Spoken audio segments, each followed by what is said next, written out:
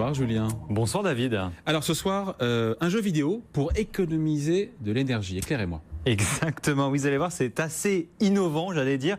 Imaginez-vous avec votre smartphone, souvent au bureau, en train de jouer sur une de vos applications favorites, et ça vous ressemble un peu d'ailleurs, sauf que là, eh bien, vous économisez de l'argent, et surtout, vous faites du bien à la planète. Bonsoir Jérémy Jean. Bonsoir. Merci d'être avec nous. Vous êtes le fondateur d'eGreen et votre business, eh bien, c'est celui, alors au départ, on peut dire finalement de l'économie d'énergie. Vous installez des capteurs un peu partout chez les particuliers, chez les entreprises notamment, et vous nous dites finalement quelles sont les sources d'économie d'énergie qu'on peut faire.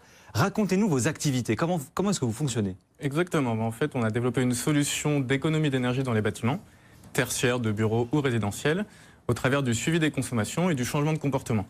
Donc de manière un peu plus concrète, ça se base sur 3 axes. Il y a un premier axe qui est le suivi des consommations.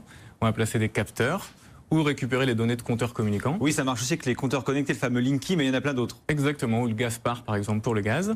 Et ensuite, on analyse l'ensemble de ces consommations avec des algorithmes qui vont identifier des anomalies, identifier des gisements d'économie d'énergie. Et enfin, on agit sur un 3e axe, l'axe de la motivation.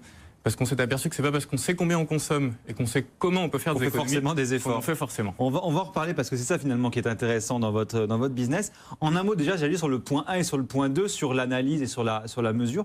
Quelles sont les données qui sont analysées et quelles sont les données qui peuvent vous remonter? Alors c'est toutes les données de consommation d'électricité, d'eau, de gaz, de confort, température intérieure, humidité, de qualité de l'air. Et il y a aussi après des données plus externes, de météo par exemple, de taux d'occupation. Et après, on analyse l'ensemble de ces données, on est capable d'identifier qu'il y a eu des comportements anormaux ou qu'il y a des gisements d'économie sur ces consommations de veille, par exemple, sur un meilleur réglage au niveau de son fournisseur d'électricité. Et donc, si on n'a pas de compteur connecté, ça marche aussi avec des capteurs qu'on installe sur ces appareils, ça marche comment? Exactement. On va mettre un capteur dans son tableau électrique, par exemple, ou sur son compteur EDF ou sur son pour le rendre connecté, gaz. En fait. Exactement. Et on va récupérer l'ensemble de ces données. La mesure, on l'a dit, de l'analyse. Et votre point différenciant, entre guillemets, j'allais dire, c'est que vous avez développé un 3e pilier, vous nous l'avez expliqué, à vos activités, c'est celui de la motivation, celui de l'incitation. On va expliquer de quoi il s'agit, mais déjà, pour quelles raisons vous êtes allé aussi un peu là-dessus? En fait, on s'aperçoit que les données de consommation d'énergie sont peu intéressantes. Soit sur son lieu de travail, on ne va pas payer les factures d'électricité, donc finalement faire des économies, c'est peu incitatif. Soit même chez soi, finalement, on s'intéresse peu à ces factures. Oui, c'est pas sexy, ça ennuie un peu. Ouais. Exactement. Une étude montre qu'on passe 7 minutes par an sur ces factures d'énergie. Donc de là à s'intéresser à ces consommations en temps réel, il y a quand même un pas assez important. Par contre, dans le même temps, il y a un Français sur 3 qui se connecte tous les jours à Facebook. Il y a des millions d'heures qui sont jouées sur plein de petits jeux. Donc on s'est dit, pourquoi pas intégrer le suivi des consommations d'énergie dans des jeux ou un réseau social. Et ben justement, en parlant des jeux, ça passe notamment votre système par des jeux. Expliquez-nous, c'est-à-dire quoi? On joue à des jeux tout à fait normaux? Exactement. Alors ça c'est plutôt pour le résidentiel. C'est des applis que vous développez quand même du coup? C'est des applications en fait qui sont connectées. On a par exemple un jeu qu'on développe à l'heure actuelle dans le cadre d'un projet européen qui s'appelle Apolis Planeta. L'objectif est de dépolluer la Terre en 2050 en réduisant ses consommations d'énergie dans la vie réelle. Donc on envoie des défis aux utilisateurs. S'ils remportent leurs défis, ils peuvent dépolluer la Terre, on le voit ici, et participer sur une grande carte. Il y a des classements, c'est exactement finalement comme sur un jeu, sur une appli, c'est un peu le Candy Crush d'économie d'énergie, quoi. Alors, donc ça c'est le côté jeu, et vous faites aussi pour le public plutôt B2B, là, en l'occurrence, des challenges. Racontez-nous. Alors c'est des challenges qu'on met en œuvre par exemple sur des tours à la Défense ou dans des bâtiments tertiaires ou des collectivités. L'idée est d'analyser une période de référence et d'essayer de les motiver à faire des économies sur un temps assez court pour leur montrer que finalement c'est des gestes simples au jour le jour. Ils ont la chance d'avoir un retour d'information directement le lendemain sur les économies qu'ils ont réalisées et ils se challengent entre étages ou ils se challengent même vis-à-vis d'eux-mêmes sur leurs économies. Donc ça c'est souvent les entreprises qui vous appellent et qui vous demandent d'organiser ce genre de choses? Exactement. Ou les collectivités. Et est-ce que les salariés se prêtent au jeu? Parce que souvent, ça fait plaisir les RH, mais alors ça ennuie tout le temps les salariés qui préfèrent aucune autre chose à faire finalement. Est-ce que là, ça fonctionne? Tout à fait. Vous n'allez pas nous dire non, mais... On a des très bons retours en tout cas quand on les interroge à la suite de ce type de challenge, parce qu'ils s'aperçoivent que finalement, c'est des actions extrêmement simples à mettre en œuvre.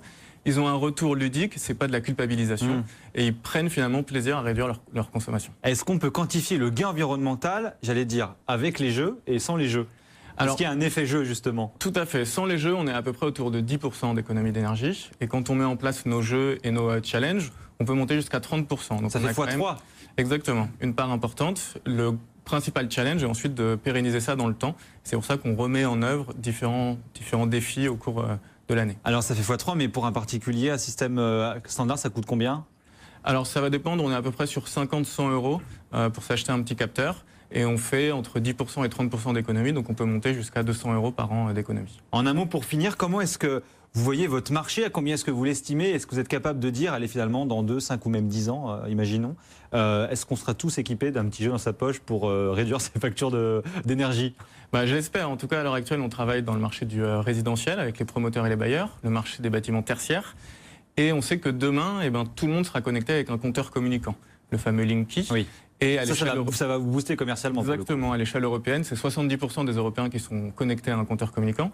Donc on a d'un côté un véritable besoin de changer les comportements pour lutter contre le changement climatique, et de l'autre côté, des données qui seront quasiment gratuites, et donc un impact fort si on veut réussir à finalement proposer une approche ludique pour résoudre ce grand challenge d'économie d'énergie. Jérémy Jean, le fondateur d'eGreen, merci d'être venu nous voir dans Green Reflex tous les soirs. 22h50 dans After Business.